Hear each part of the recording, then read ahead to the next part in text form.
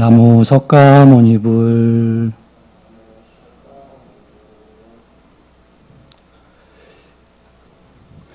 자유와 연민으로 거룩하신 석가모니 부처님이 밝혀주신 지금 여기에서 평화롭게 머물고 궁극에 이르는 그날까지 괴로움은 줄어들고 행복과 평화가 점차로 늘어나는 거룩하심 가르친 법을 우리들에게 쉽고 명확하고 상세하게 설해 주시는, 풀어 펼쳐 주시는 순일 원장 스님께 감사 올립니다.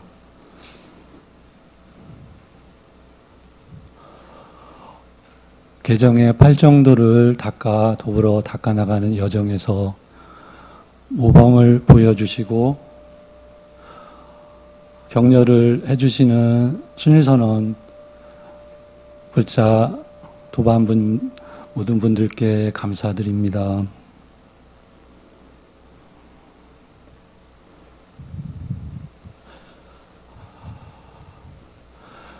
예, 저의 미천한 그 이해와 견해로 전해드리는 순일 원장 스님, 석가모니 부처님 말씀 그 본래의 뜻에 가능하면 어긋나지 않기를 소망합니다.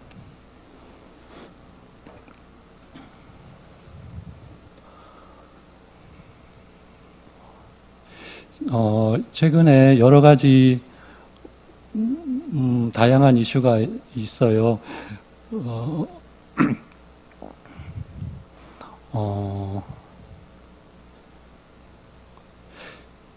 이제 좀 그러면 안 되는데 제가 시간이 많다 보니 유튜브나 이런 걸 많이 보고 있습니다. 그래서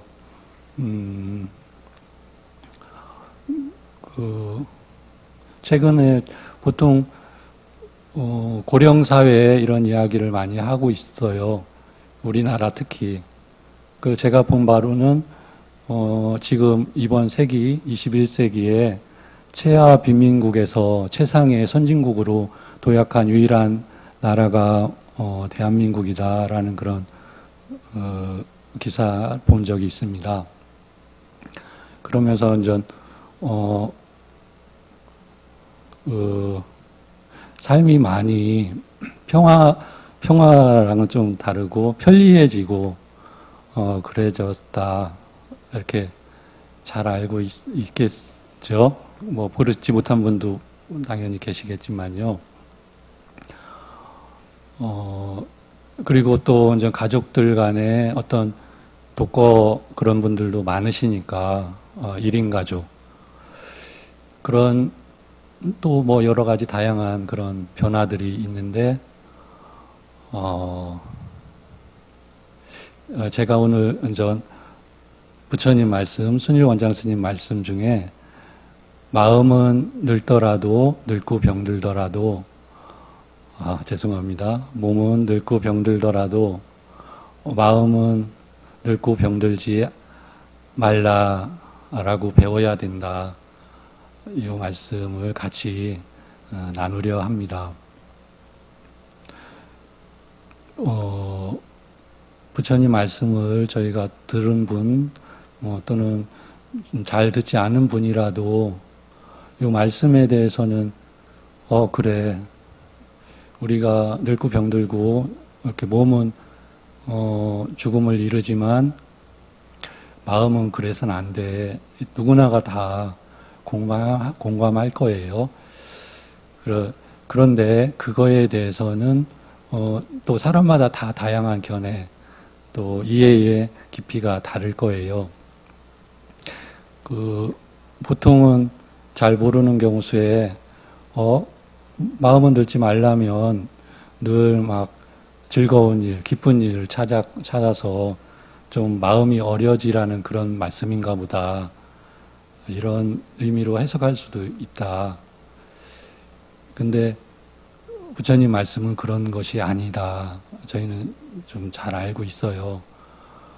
오히려 물론 그런 부분이 저희 삶에서는 필요합니다. 그렇지만은 그런 것들, 그게 주로 하는 것들이 즐거움, 기쁨을 추구하는 그런 것들은 일시적이고 그게 지속되기가 어렵다는 걸 잘 알고요. 또한 그것들에 대한 가래라고 하죠. 그걸 더 즐겁고 뭐 이런 쪽으로 계속 추구하게 된다. 그러면은 저희가 좀 사유해 보면 이게 사실 그게 반대로 가는 경우가 많습니다. 즐겁고 행복하고 그런 쪽으로 추구하던 것이 오히려 그 중독이 되는 거죠. 그러지 못하면 즐거움을 찾지 못하고 있으면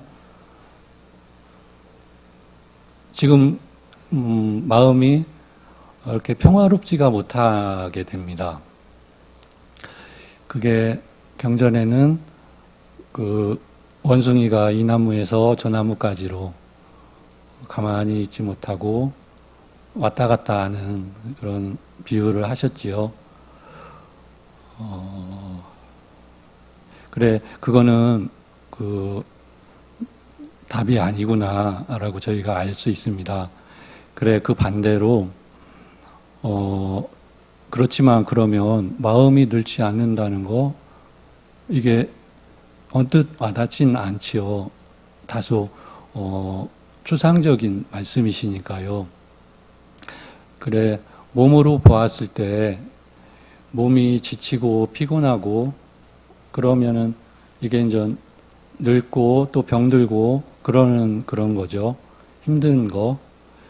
그거와 마찬가지로 마음이 지치지 않고 평화롭고 고요히 있는 것. 아까 그런 추구하는 것들을 놓아버려서 비워서 평화로워지는 것. 그것이 참으로 마음이 젊어지는 거, 젊어진다고 하긴보다는 늙지 않고 병들지 않는 것이다 라고 말씀을 주셨습니다.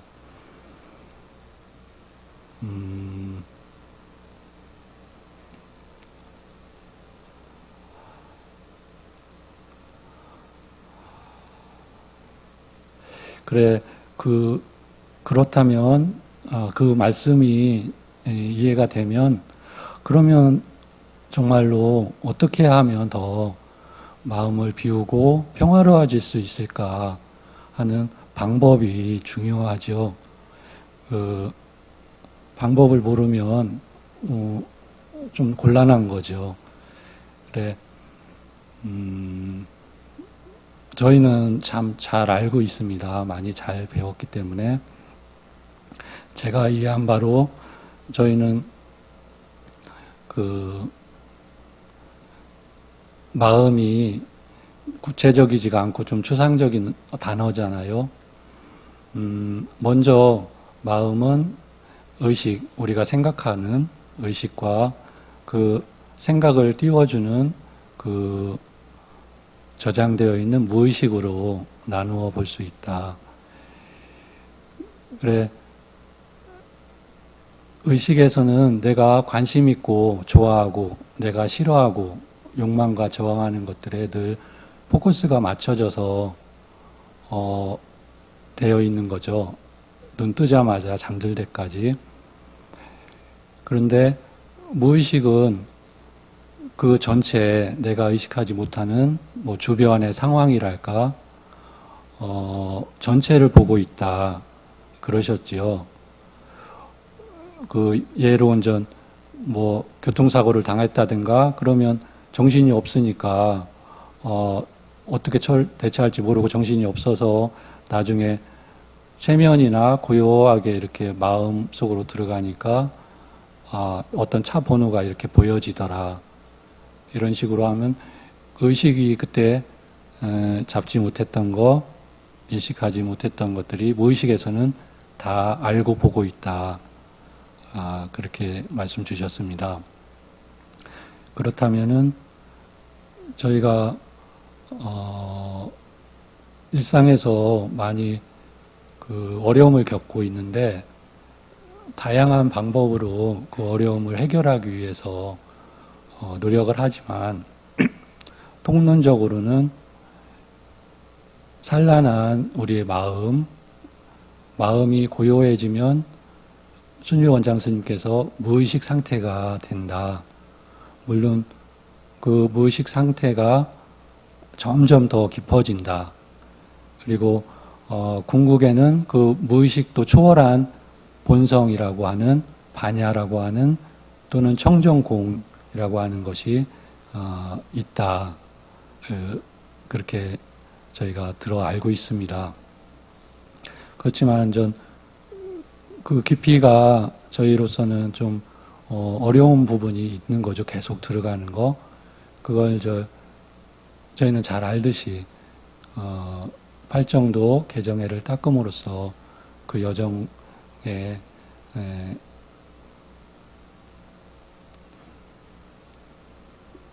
들어서 가고 있는 거겠지요. 그래, 특히나 일상에서 고요하면 더 좋죠. 문제가 없다고 하더라도. 근데 어려움이 닥치면 아까 더 생각은 더 산란해지고 힘들어지면 곤란한 거죠. 그래, 통론적으로 우리 마음이 산란한 이유가 오염되어 있기 때문에 부처님 말씀, 우리는 기억은 못해도 수없는 윤회를 통해 수없는 삶을 살아왔고 그 삶을 통해서 끊임없이 탐진치로 오염되었다라고 끊임없이 반조해야 된다라고 말씀이 계셨습니다. 그것을 저희가 다 이해를 하고 동의를 하실 텐데요. 왜 그렇게 해야 되느냐? 그러면은 탐진치가 오염됐을 때 우리가 있는 그대로를 바르게 보지 못하게 되는 거죠. 왜곡되어서 전도되어서 인식하게 됩니다. 어떠한 사건 일에 대해서 우리가 처한 일에 대해서. 그러니까 그 오염된 또는 그 색안경을 끼고서 어떤 사건을 보면 우리는 바르게 보지 못하니까 바르게 처신을 못하겠지요.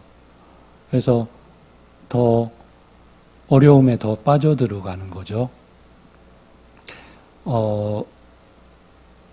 제가 이제 참회 과정은 주로 안내 드리기 때문에 그 중에 순일 원장 스님 법문을 꼭 보고 있는 것이 참회는 행복은 참회로부터라는 그런 법문이죠.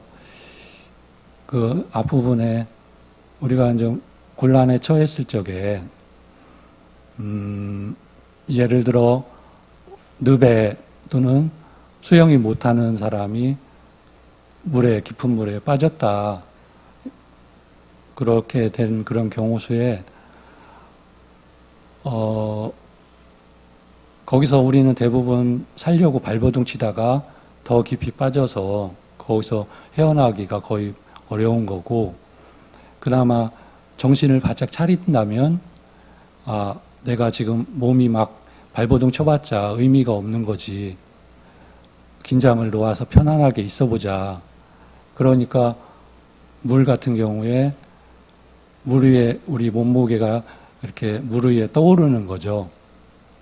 그러면은 어떤 살 기회를 우리가 얻을 수 있다. 그래, 곤란에 처해 있을수록 우리는 더 아까 마음을 고요히 해서 우리 내면 무의식으로 잘 들어갈 수 있는 것이 중요하고 필요한 것 같습니다. 물론 그 다음 더 깊은 여정들이 계속 있지요.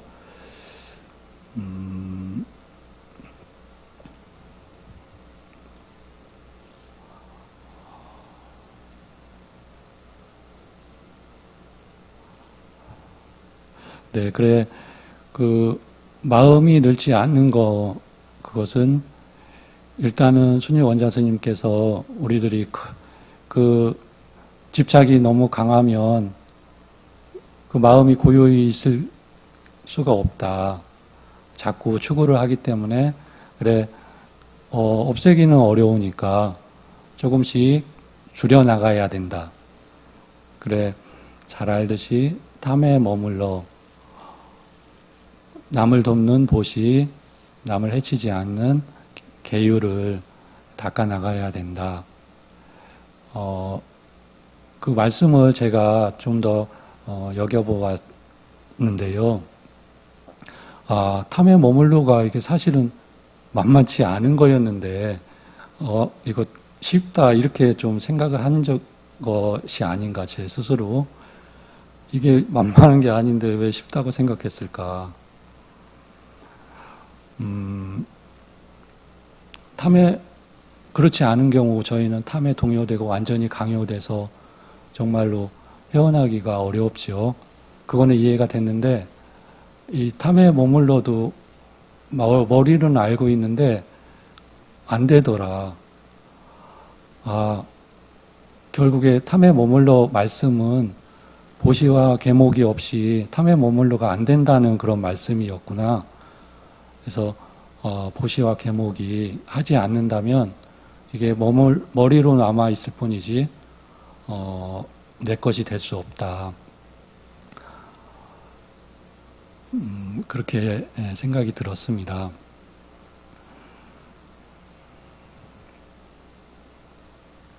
예, 그 다음으로 더 특히나 중요한 게 마음이 늙지 않으려면 우리 마음속에 그 성냄이 없어야 된다. 그 말씀을 늘 강조하십니다. 성냄은 그 자체로 마음이 산란하고 혼란스러운 상태입니다. 고요한 마음과 성냄은 서로가 양립할 수 없다. 화가 나는 마음이 평안할 수 있는 사람은 없다. 평화로운 사람은 그 마음속에 화가 있을 수가 없다. 화가 있으면 그 평화로움이 깨지기 때문이죠. 특히나 그 나의 평화를 해치면서 그걸로 끝나면 좋은데 이게 남을 필히 해친다. 특히나 내가 사랑하는 사람들을 해치게 된다는 거죠.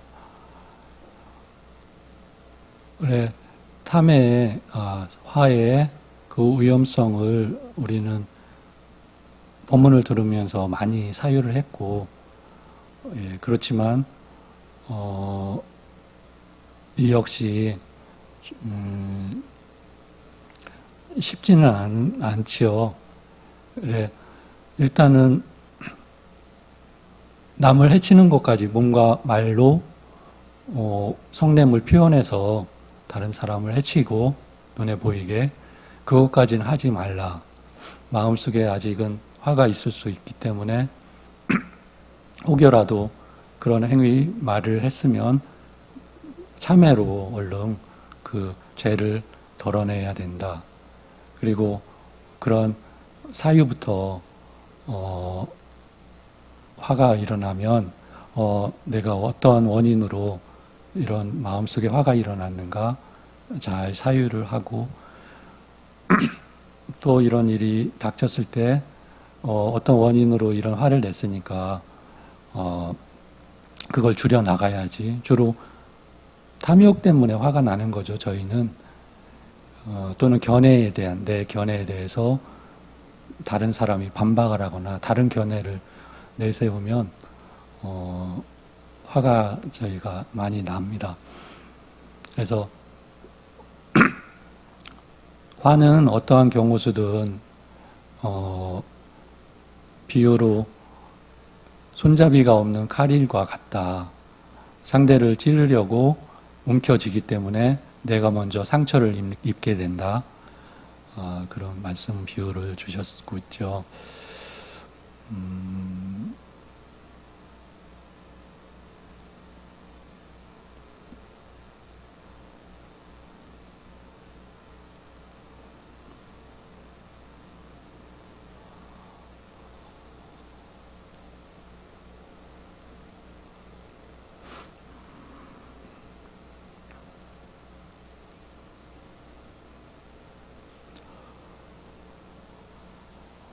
네, 그래. 지금 여기에서 좀 더 평화롭게 머무는 방법, 일단은 화는 우리는, 일단은 화 있는 마음 자체가 괴로움이다.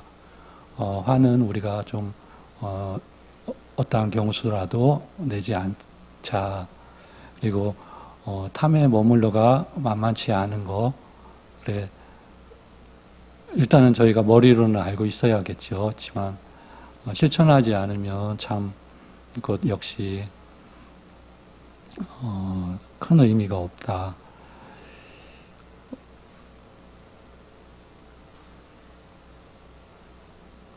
예, 좀, 저희 이제, 도화님께서 전에 이제, 이런 말씀 하시더라고요. 저번 주였죠.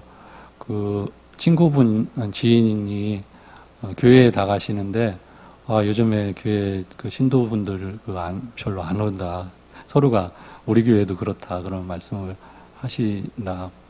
그러시면서, 아, 우리만 그런 건 아닌구나. 이런 생각이 들었다. 이런 말씀을 주셨어요. 좀 어려운 상황이기 때문에, 그럴 거다. 코로나 등등. 그런데 이제 어떠한 강연에서, 유튜브에서요, 그 반면에 정신치료, 그런 심리치료 이런 쪽으로 사람들이 그전에는 좀 이렇게 꺼리고 그랬다. 근데 이게 이제 나만의 문제가 아니구나라고 이제 여겨지니까 자연스럽게 그런 도움을 많이 받고, 오히려 그런 쪽으로는 좀 많이 찾아간다. 그런 걸 보았습니다. 좀 바람직하다. 저도 그렇게 생각이 드는데요. 그러면서, 정말로 그 어려움과 삶에서 우리가 마음이 늙지 않으면 그런 것 없이 살 수는 없다. 저희가 잘 알고 있는데 어려움 없는 삶은 없겠지요. 근데 좀 가볍고 좀 더 덜 어려움에 처하지 않고,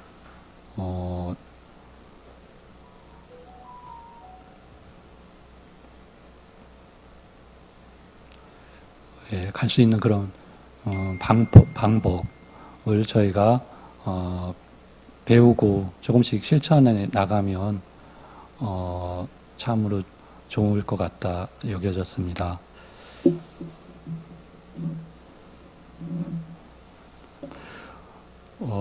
경전에는 쌍유자 니까야 3권, 주로 오온에 관련된 경전이죠. 색수상 행식, 몸과 마음에 관련된 경전 모음. 거기에 이제 제일 처음 나온 경전이 나꼴라 빠따 경이라는 경전이죠. S22-1.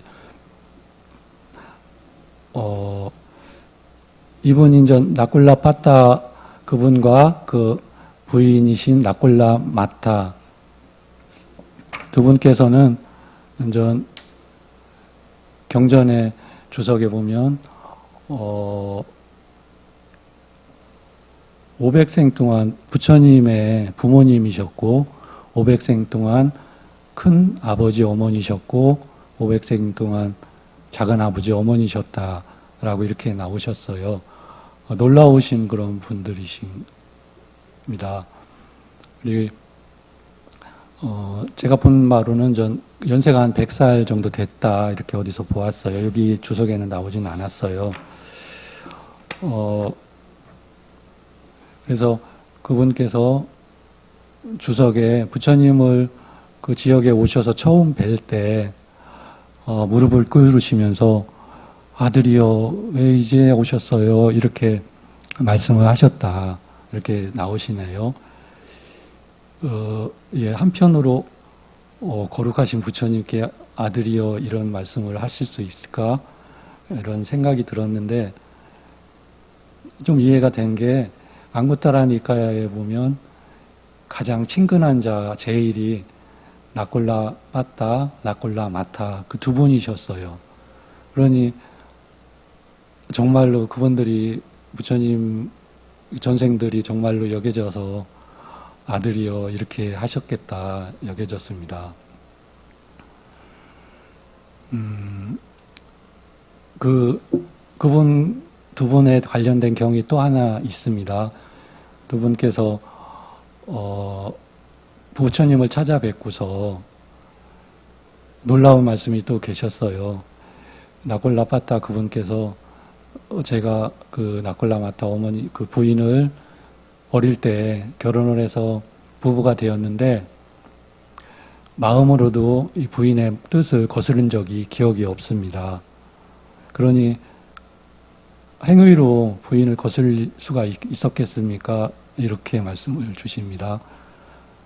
그 다음에 그 부인께서 나콜라마타 그분께서도 똑같이 마음으로도 남편의 말씀을 제가 거역한 것을 기억 못합니다. 그러니 몸으로 어떤 거역한 행위를 할 수 있었겠습니까? 라고 부처님께 말씀을 전하시는 거죠. 예, 상상이 안 되는 그런 분들이십니다.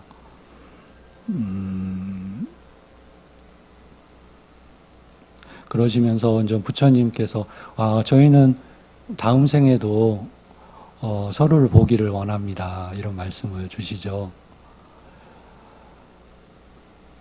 그래 부처님께서 그러려면은 동동한 믿음, 계율, 보시, 베품, 그리고 반야가 동동하면 다음 생에도 부부로 만납니다. 이런 말씀을 주셨어요. 그리고 주석서에는 이번 생에 두 분께서는 예류과를 수사원 과를 이루셨다라고 나오십니다.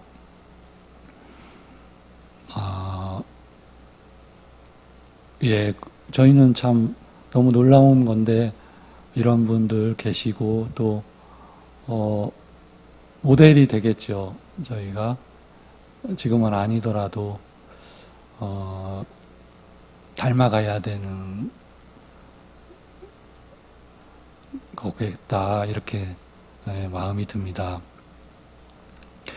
부처님을 찾아뵙고요.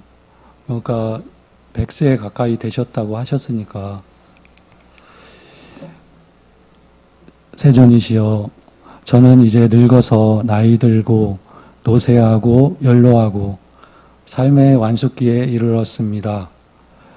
저의 몸은 병이 들었고 저는 끊임없이 병고에 시달립니다. 세존이시여 그러나 저는 세존과 마음에 새겨야 할 고귀한 비구들을 거의 친견하지 못합니다. 아마 이제 그런 병고에 시달리시는 그런 원인이 가장 클 것 같아요. 세존이시여 세존께서 저를 혼도해 주소서. 세존이시여 세존께서 저를 가르쳐 주소서. 그러면 제게 오랫도록 이익과 행복이 될 것입니다. 참으로 그러하다 장자여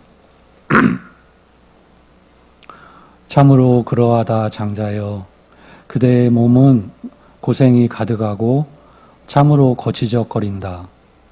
장자여 이런 몸을 끌고 다니면서 잠시라도 건강하다고 자부한다면 어찌 어리석은 사람과 다르지 않겠는가. 장자여 그러므로 그대는 이와 같이 공부지어야 한다. 나의 몸은 병들었지만 마음은 병들지 않을 것이다. 라고 그대는 이와 같이 공부지어야 한다. 예, 여기에 제 개인적인 사견으로 좀 의외의 말씀이셔요. 보통 저희는 참 곤란하고 연세 드신 그런 분들께 좋은 말씀으로 좀 더 기운을 내셔서 오래오래 건강하게 사십시오라고 이렇게 말씀을 드려야겠죠. 부처님께서 좀 그런 말씀을 하신 거, 부처님께서는 사실이 아니고 이익이 되지 않는 말씀을 하지 않으신다. 이 말씀은 이익이 된다. 사실이지만 또 이익이 되기 때문에 하신 말씀이시겠죠. 그래서 여기는 전 연세 많으시고 또 병고에 시달리는 분께 그것을 잘 있는 그대로 잘 봐야 된다. 그것이 헛된 희망을 가져서는 안 된다는 그런 의미가 있다. 저는 그렇게 생각이 들었어요.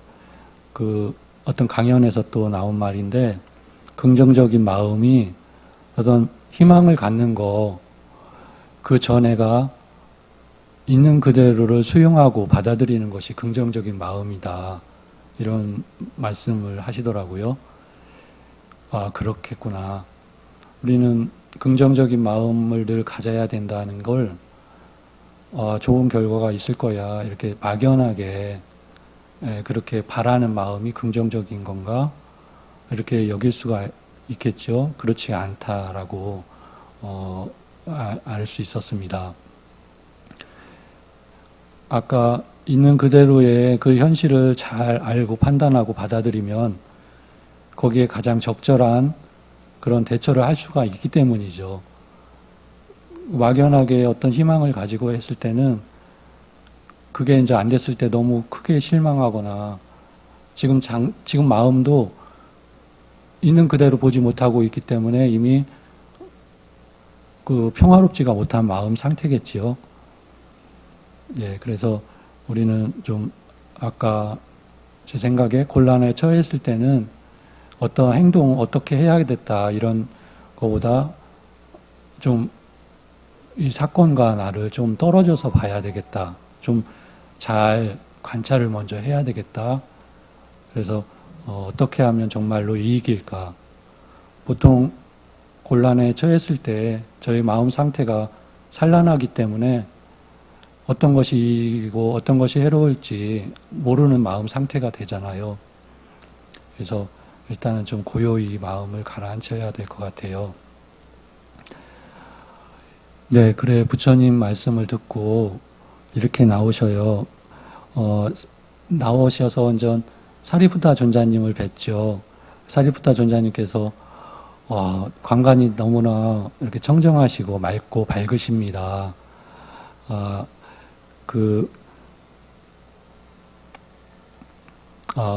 그러시니까 나꼴라 빠따, 죄송합니다. 나꼴라 삐따입니다. 제가 여태 빠따라고 이렇게 잘못 알고 있었네요. 나꼴라 삐따 장로라고 해야 맞나 모르겠습니다. 연세 드신 분 출가는 안 하셨으니까 제가 신자시겠네요. 왜 아니겠어요? 오늘 저는 세존으로부터 감로의 법문으로 관정을 하였습니다. 네, 그 말씀이 이렇게 와닿습니다. 그 부처님에 대한 신심이 깊으신 분께서 이 말씀으로는 부처님 말씀을 이해를 하신 걸로 여겨져요. 제 생각에. 근데 혹시라도 이해가 못 하셨어도 그 신심이 워낙에 크시다 보니까 마음이 고요하고 아주 맑아졌는데 그게 이제 안색으로 이렇게 드러나신 거죠. 그런데 이제 사리푸타 존자님께서 그 말씀의 의미를 완전 아시고서 계십니까? 어떤 것이 몸은 병들더라도 마음은 병든 것이고 어떤 것이 몸은 병들더라도 마음은 병들지 않은 것인지를 아시고 이해를 하셨는지 여쭈시죠. 그러니까 저는 그 사리푸타 존자님께서 그것을 자세히 설해 주실 거라 그런 믿음이 있어서 설명해 주시면 감사하겠습니다. 이렇게 계십니다.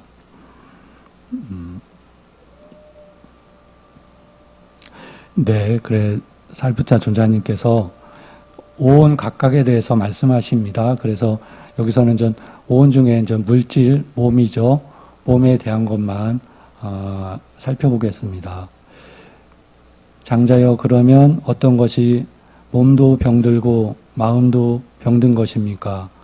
장자여, 여기 배우지 못한 본부는 성자들을 친견하지 못하고 성스러운 법에 능숙하지 못하고 성스러운 법에 인도되지 못하고 참된 사람들을 친견하지 못하고 참된 사람의 법에 능숙하지 못하여 몸을 아따, 흔히 자아라고 하는 거죠. 아따라고 관찰하고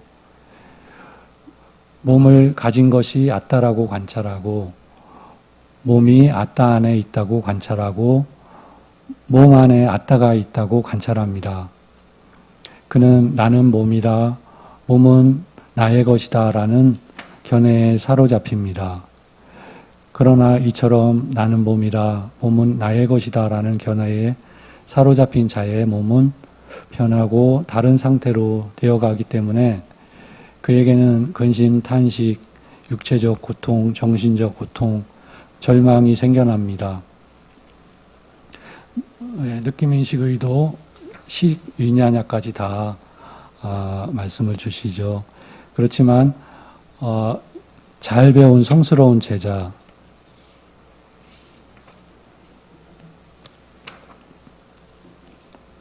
장자여, 여기 잘 배운 성스러운 제자는 성자들을 친견하고 성스러운 법에 능숙하고 성스러운 법에 인도되고 참된 사람들을 친견하고 참된 사람의 법에 능숙하여 몸을 아따라고 관찰하지 않고 몸을 가진 것이 아따라고 관찰하지 않고 몸이 아따 안에 있다고 관찰하지 않고 몸 안에 아따가 있다고 관찰하지 않습니다.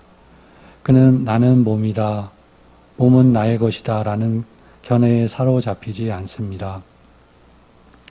이처럼 나는 몸이다, 몸은 나의 것이다 라는 견해에 사로잡히지 않는 자의 몸은 변하고 다른 상태로 되어가지만 그에게는 근심, 탄식, 육체적 고통, 정신적 고통, 절망이 일어나지 않습니다. 말씀이 좀 어려우신 말씀이시죠. 저희가 이렇게 평소에 쓰는 그런 용어는 아니에요.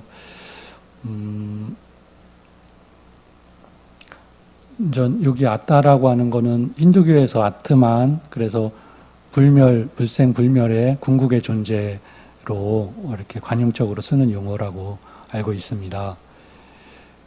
그 궁극의 실체, 불생 불멸.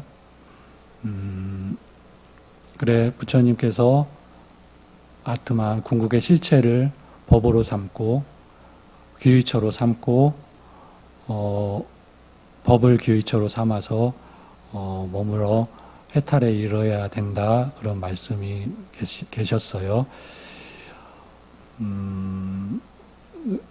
예, 간혹은 그 아트만이 거기서 이제 자기 스스로라고 그렇게 해석하기도 하고요. 그렇더라도 그 의미가 거의 같다, 이렇게 여겨집니다. 요 네 가지 아따와 나를 우리는 그 이유가 궁극의 실체와 나와를 우리는 나라고 하는 오온으로 이어진 존재를 떠나서는 상상이나 사유가 되지 않겠죠. 그러다 보니까 그 궁극의 실체를 나 또는 이 세상과 연결지어서 이렇게 자꾸 사유하고 관찰하게 된다 하셨습니다. 전에 좀 그 과정을 설명해 주신 것은 다른 경에 보면 그 공부가 제일 뛰어난 분들은 돌아가셔서 만약에 인간으로 온다면 반야를 가지고서 어머니 태에 들고 머물면서 반야를 가지고 머물고 어머니 뱃속에서 나오면서 반야를 가지고 나온다라고 경에 계십니다. 그리고 부처님께서 태어나실 때 그와 같이 나오셨다고 나오시고요. 그런데 이제 그거보다 좀 덜하신 분은 나오시면서 반야를 잃게 된다. 그보다 좀 덜하신 분은 머물면서 잃게 되시는 분, 또는 일반적인 경우수는 반야 없이 어떤 어업의 결과로 어머니 모체에 들겠죠. 그래서 보통은 태어나면 아무런 그런 견해나 그런 반야가 없기 때문에 당연히 보통은 전 하얀 백지 상태로 이렇게 태어나지만 또 살아가면서 그 경향성들이 발현이 된다 그러셨죠. 그래서 사람마다 쌍둥이도 성격이 다르고 그런 것처럼요. 그래 아까 반야를 가지고 태어난 분도 처음에는 저 반야가 있기 때문에 이렇게 이제 세상을 보시면서 이 몸이 있네 이렇게 이제 안다 하셨습니다. 그러시면서 내가 반야로 보면서 이 몸을 쓰임으로 인간으로 왔을 때는 어떤 목적이 있으시겠죠. 아직 해탈을 예를 들면 부처님 같으신 경우 해탈하시기 위한 그런 굳이 제 생각에 목적이 있으셨겠죠. 그래서 물론 부처님께서는 해탈뿐 아니라 법을 설하고 그런 더 큰 그런 서원이 계셨고요. 이 쓰임으로 이게 이제 쓰임이니까 이것은 이제 내가 잘 써야 될 나의 것이구나. 이렇게 여기게 된다. 그러지만 좀 더 지나다 보면 이 몸과 말로 이제 반야가 이제 없어지겠죠. 이게 없어지면서 이게 나야. 이 몸이 나고 이 생각하는 게 내가 지금 생각하는 거야. 이렇게 된다. 다음에 더 반야가 없어지거나 그렇게 되면 이 안에 궁극의 실체가 있다. 그렇게 이제 점점 되어진다. 저희 오히려 이제 일반적인 경우수에는 전 태어나서 주로 부모님께서 먼저 이렇게 단어를 배우는 거다. 쭈쭈, 엄마, 아빠 이런 아기가 옹알이를 하다가 단어를 배우고 그 단어는 어떤 대상이 있는 거죠. 그게 이제 주로 물질, 모양, 형상, 형생에다가 단어를 붙이고 단어들이 여기 엄마 배고파 이렇게 이제 단어가 모여 언어가 되고 언어가 점점 모여서 분별 견해가 점점 커지는 그런 과정을 거친다. 그 과정과 더불어서 그 나라고 하는 것이 지금 점차로 이게 나야, 이 몸이 나고 이 마음이 나야라고 이게 의식 무의식적으로 헤아릴 수 없는 이번 생만 하더라도요. 부처님께서는 뭐 헤아릴 수 없는 전생을 말씀하셨는데 우리는 이번 생만 하더라도 헤아릴 수 없이 굳이 얘기하면 각인, 되새기고 되새기고 해서 이게 나가 아니다라고 아예 여겨보지를 못하는 상태까지 주로 되는 거죠. 그래, 이 안에 궁극의 실체가 있다. 그게 이제 흔히 영혼으로 이렇게 보는 거고 그 영혼이 죽으면 빠져나와서 천국이나 지옥에 간다. 이렇게 이제 보통은 알고 있다. 그런데 아까 반야가 있는 분, 전 살면서 반야가 다시 돌아와서 삼매가 돼서요. 드물지만 그런 분들은 돌아가시는 것까지 보시기 때문에 이 안에 불멸의 어떤 궁극의 영혼이 있는 게 아니고 죽자마자 그 정보의 집합이라고 할 수 있는 위냐냐죠. 그 식에서 의도가 아직 집착이 소멸이 안 돼서 윤회를 할 수밖에 없기 때문에 그 식에 저장되어 있는 그 정보, 악업을 많이 지은 자는 뭐 축생이나 악이 그런 흉한 물골, 그런 몸을 즉각적으로 만들고 또는 선업이 많이 쌓은 분은 아름답고 수명이 긴 그런 신으로, 신의 몸, 마음으로 이루어진 몸으로 행과 식이 즉각적으로 또 다른 색수상을 만드는 것이 그게 이제 반야로 보여진다. 이렇게 설명을 저희가 이해하고 있습니다. 그래, 만약에 이 안에 영혼이 있어서 그 영혼이 뭐 대지에 또 태어나는 경우에 대지의 영혼이 그 속에 인간의 어떤 영혼이 있다는 거는 이거는 성립이 될 수가 없기 때문이다. 이렇게 또 좀 더 이해할 수 있도록 말씀을 주셨어요.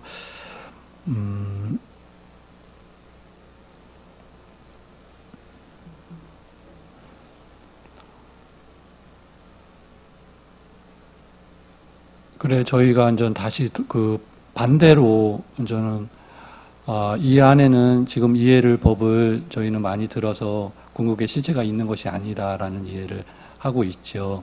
그리고 아까 마음으로 이루어진 그런 높으신 신들도 형성되어서 궁극이 아니었구나라고 부처님께서 밝혀주셨고요. 형성된 모든 것들, 그래서 오는 궁극의 실체가 안에 있건 밖에 있건 모았건 전부 각각이건 다 그것은 실체가 아닌 거고, 그러면은 그런 오온이 아닌 것, 그것은 궁극의 실체가 있다. 그게 열반이라고 하는 우리가 그런 불생불멸이 부처님이 있으셨기 때문에 그걸 실현하시고 그것을 이제 선언하시고 설해 주신 거죠. 그 다음에 이것은 나의 것, 나도 아니다. 그게 이제 진짜로 실현된 것은 삼매다라고 저는 그렇게 이해를 하고 있고 이렇게 배웠습니다. 그러니까 물론 삼매도 깊이가 계속 깊어진다. 일단은 몸과 마음이 사라진 상태. 그때는 거기에는 물론 신들도 남아 있기는 하지만 일단은 초선을 증득하신 분은 욕계가 소멸한다 경에 계시는 것처럼 욕계에 우리 몸과 마음이 소멸한 거다.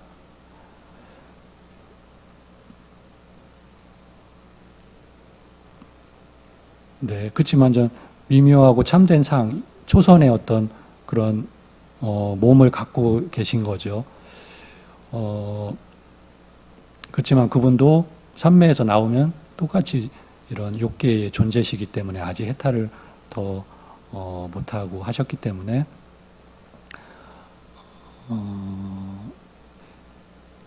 그런데 이제 사유로라도 이치에 맞구나. 이거는 이 몸과 내가 지금 생각하고 있는 것, 마음이라고 하는 실체가 있는 게 아니라 이거는 지금 이것이 이런 느끼고 이런 생각을 이런 말을 지금 하고 있구나. 이것이 이런 몸을 가지고 이렇게 됐을 때 이게 아까 이번 생 살아오면서 어마어마하게 쌓아온 그런 것을 요거는 좀 큰 이치이기 때문에 이거를 계속 각인을 하면 사실 요만큼 하려면 요만큼을 이런 사유를 해야 이게 없어질지 모르겠습니다. 그렇지만은 이게 어머나 수승한 그런 바른 견해, 바른 사유라 많이 이 사유로도 이게 많이 해소가 된다. 이렇게 제가 이렇게 알고 있습니다. 그래서 예를 들면 어떤 중병이나 죽음에 우리는 분명히 이제 그런 날이 올 텐데요. 그런 상태를 이제 참회 과정에서 그런 비디오를 보면 그런 상태에 처한 분들이 많이 하시는 말씀, 살아온 삶이 참 꿈 같다 이런 말씀을 하십니다. 그게 그때 저희 보통은 많이 남은 거 아까 고령 사회라 해서 수명이 길어진 건 많지만 그렇다 하더라도 그 앞에 금방 지금과 그때는 순간일 거라는 게 이해가 되죠. 그 앞에서는 정말 꿈 같았네. 너무너무 순간이었네. 그렇지만 이 몸과 마음 이것은 내가 아니고 이거는 필히 멸하고 소멸하고 병들고 죽기 마련인 거를 그래도 많이 이해를 하고 또는 실천을 좀 해왔다면 이게 죽음 앞에서 좀 덤덤할 수 있지 않을까요?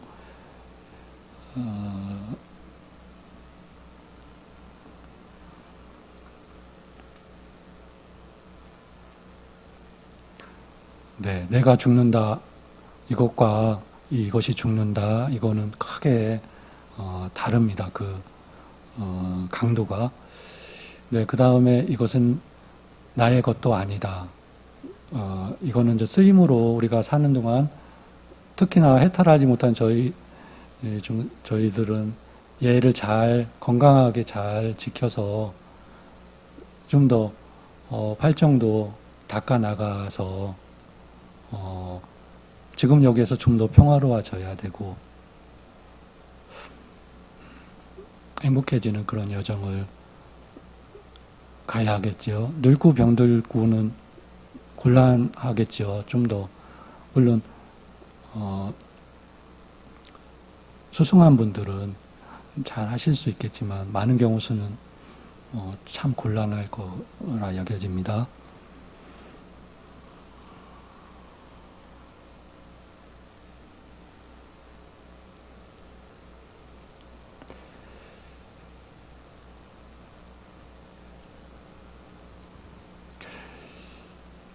예, 저희 다 같이 거룩하신 석가모니 부처님 가르침, 순유 원장 스님의 법문 가르침 안에서 조금씩 팔정도를 닦아서 지금 여기에서 좀 더 평화로운 그런 삶, 궁극에 이르는 날까지 향상일륜한 삶을 살도록 그렇게 기원합니다. 나무 석가모니 불.